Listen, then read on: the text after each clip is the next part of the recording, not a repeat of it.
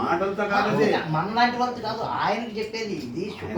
ఎవరికైనా కానీ ఎవరైనా కూడా ఒక యవన స్త్రీ వచ్చిందంటే నీ మనోవికారాలు ఎట్లుండేవి అంటే చెప్పేసి వెంటనే జాగ్రత్త పడాలి. ఇంకో విషయం, ఎవరైనా కూడా బాగా గుర్తుపెట్టుకోవాలి. స్త్రీ వచ్చిందనుకో పొరపాటున ఇట్లా తాగినామనుకో అగ్గితో సమానం చూడండి. 50 వయసులో మనం ఆధ్యాత్మిక చింతనలో ఉండేవారు కథ చెప్తా.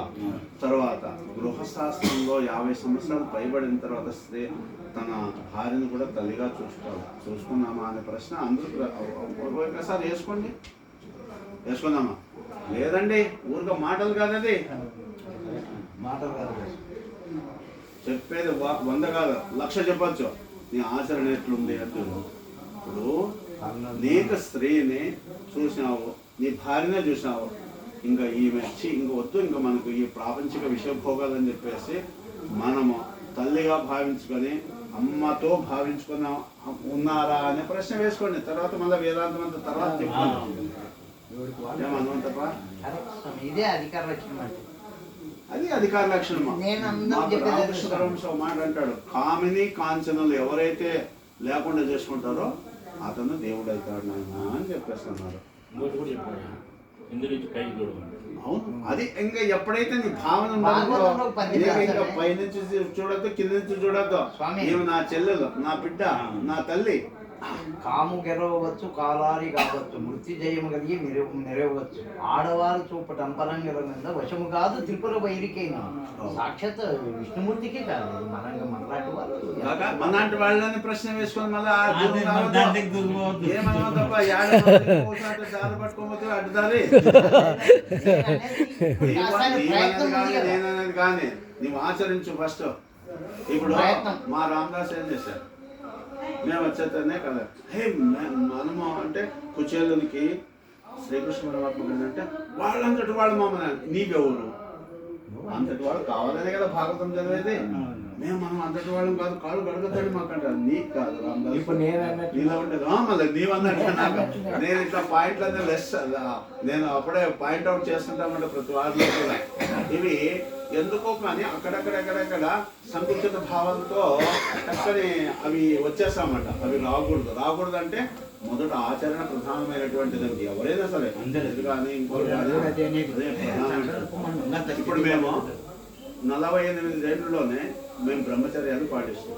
ఇద్దరు అనుకుంటున్నాం ఇంకా చూడండి, మనము గృహశాస్త్రం వద్దు, వానప్రస్థాశ్రమం ఉండిపోదాం ఇద్దరు ఒకటే నిర్ణయం తీసుకోండి. 50 సంవత్సరాలు శాస్త్ర ధర్మము, 50 సంవత్సరాలు మనిషికుంటే అప్పటి నుంచి వానప్రస్థాశ్రమంలో ఉండాలా. ఉన్నామా? ఏం చెప్పరు మీరు, చెప్పండి. మీరంతా గృహస్థులే కదా? అవును సార్. ఉన్నారా? ఏం పలుకురు? మౌనం అర్థానికి కారణం. ఇవి చెప్పద్దు మళ్ళా.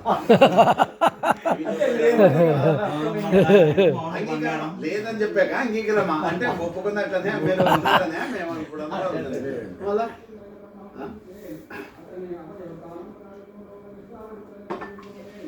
శాస్త్ర ధర్మం ఏం చెప్తానంటే 50 సంవత్సరాలు గృహశాస్త్రం. మా గురువు గారు ఒక్క మాట చెప్తారు మీకు.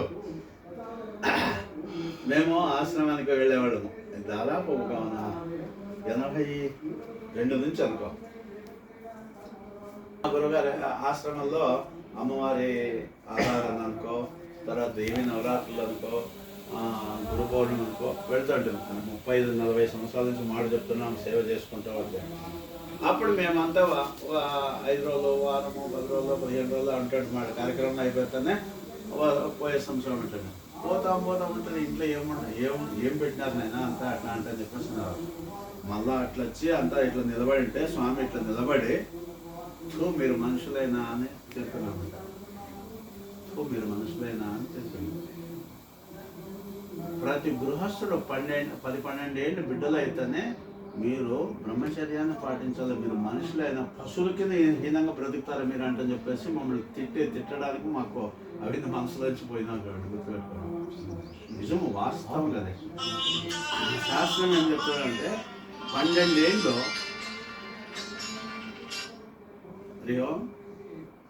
నమస్తే స్వామి. నమస్తే, ఎవరప్ప? అదే నేను ముఖ సంఘంలో కనిపించారు స్వామి, రామకృష్ణ. చెప్పండి చెప్పండి. అదే స్వామి, ఇక్కడ రోడ్లో చూసాను, ఏం వెహికల్స్ ఏం లేవు కదా. అవునా, పంపిస్తాం నేను, అక్కడే ఉండండి. పంపిస్తారా స్వామి? పంపిస్తాం కదా. సరే.